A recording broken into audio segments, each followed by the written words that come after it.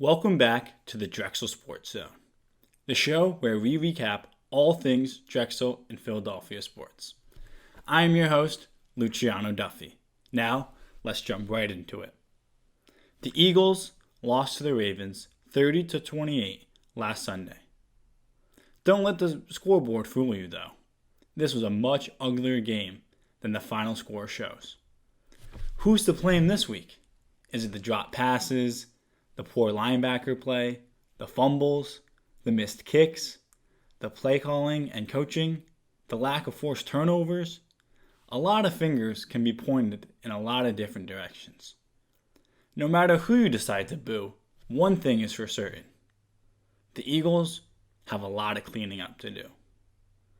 The thing is, despite all of their flaws, they were still only a 2-point conversion away from winning this game. I'm not saying they deserve to win this game by any means, but it was definitely in their hands. The Eagles' offense couldn't get much going to start the game. They actually had negative offensive yards for most of the first quarter and weren't able to pick up a first down until late into the second. The drop balls downfield and in the end zone didn't help that out. The defense picked up most of the slack, but could only do so much when they were put in such tough situations. It also seemed like the Eagles gave up a lot of third and longs. They were able to claw back from being down 17-0 at halftime, but it seemed like it was too little too late for the Eagles. They got too aggressive and handed the Ravens points towards the end of the game.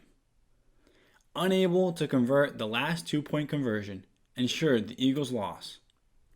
Carson Wentz threw for 213 yards and 2 touchdowns. Miles Sanders ran for 118 yards. However, that total was inflated with his 74-yard run. Travis Fulgham had 6 catches for 75 yards and a touchdown. For the Ravens, the majority of their offense ran through Lamar Jackson. He had 186 passing yards and 1 passing touchdown. On the ground, he also totaled 108 yards and a touchdown as well. The loss came with a whole new set of injuries. On the offensive side of the ball, running back Miles Sanders and tight end Zach Ertz went down. They will miss multiple weeks.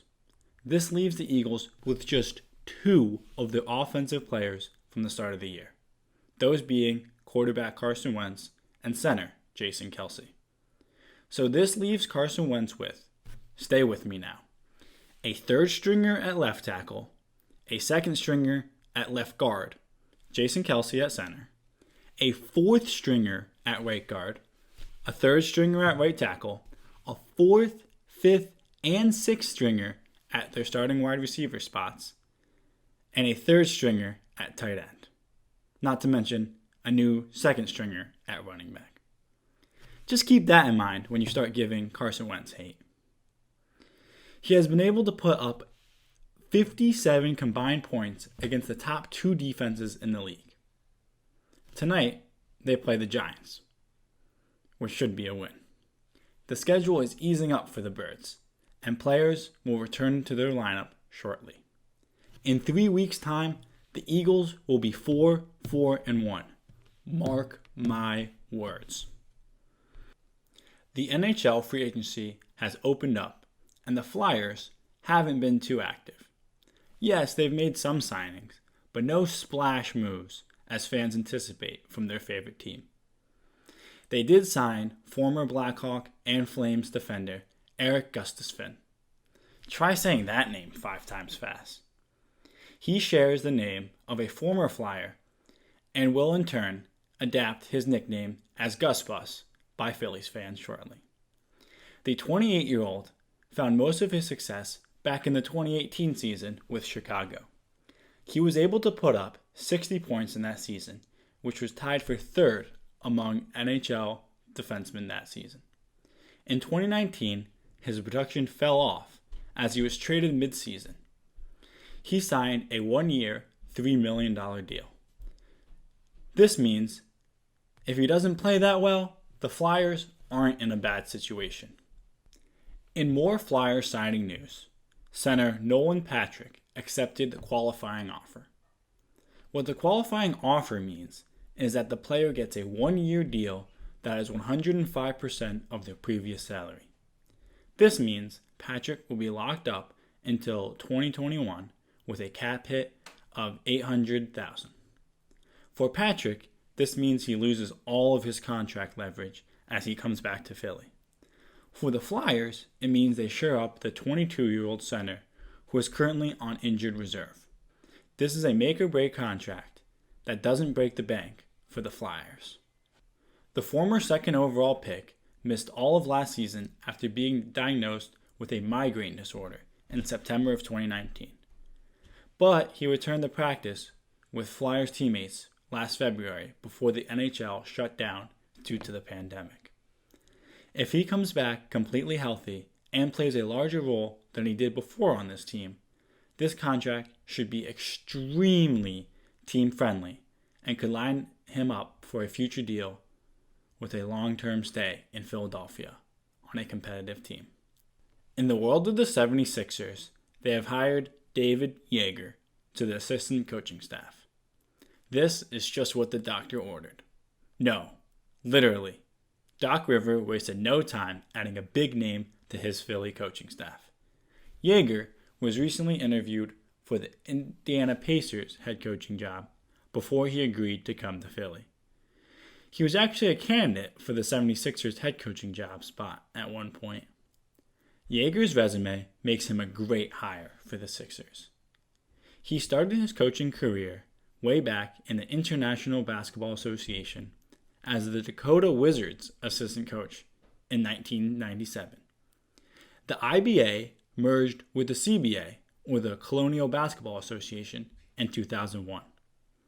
This was also the year that he took over as head coach. He was able to win a championship in the final year of the IBA's existence. He went on to win 3 CBA championships, and he brought home Coach of the Year honors in 2 out of those 3 years. He moved up to the D-League in 2006, and by 2007, he was in the NBA. He started off as an assistant coach for the Grizzlies and worked his way up to head coach by 2013. After 3 seasons, he was fired and signed with the Kings just 3 days later.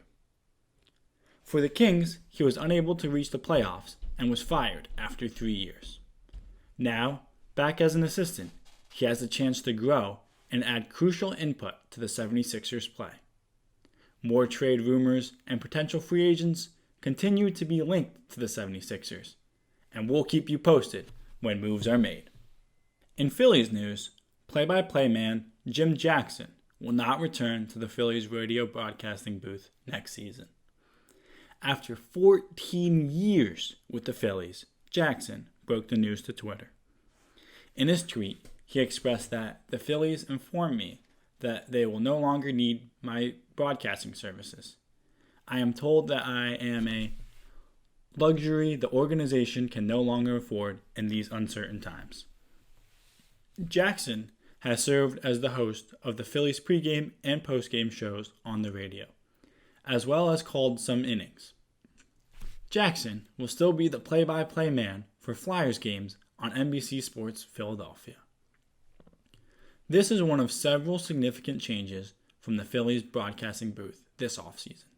Fan favorite and longtime Phillies broadcaster Greg Murphy will not be back for the 2021 season after his 20 years with NBC Sports Philadelphia.